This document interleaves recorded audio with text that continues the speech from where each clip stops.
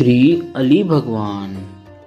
भक्तमाल के आधार पर श्री अली भगवान का काल संवत 1650 के आसपास प्रतीत होता है। आप प्रारंभ में भगवान श्री राघवेंद्र सरकार के अनन्य भक्त थे, परंतु बाद में युगल किशोरी ने आपके मन को ऐसा मोहा कि आप सदा सदा के लिए श्री धाम वृंदावन में बस गए और आजीवन श्री प्रिया प्रियतम की सेवा में संलग्न रहे। आपके आराध्य परिवर्तन की कथा भी बहुत अद्भुत है। एक बार की बात है, आप श्री राम लीला देख रहे थे। उसमें जब श्री राम वनवास और राम वनगमन के करुण प्रसंग आए तो आपका धैर्य छूट गया और आप हा राम हा रघुवीर कहते हुए विलाप करने लगे।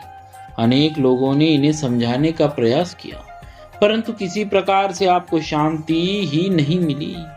इसी अवस्था में आपके कई दिन बीत गए, शरीर जर्जर हो गया। भगवत कृपा से इनकी एक संत से भेंट हो गई। इन्होंने इनकी स्थिति देखकर ही इनकी मनस्थिति समझ ली।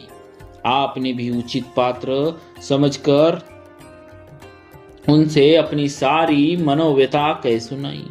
संत ने पूछा, आप कभी वृंदावन गए हैं?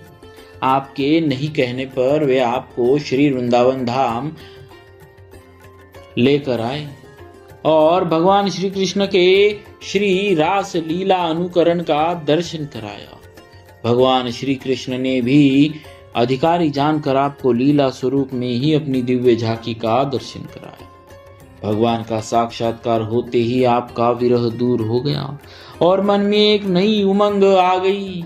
आपने निश्चय कर लिया कि अब मैं इन्हीं रास बिहारी भगवान की सेवा करता हूँ, यही वृंदावन में ही रहूंगा।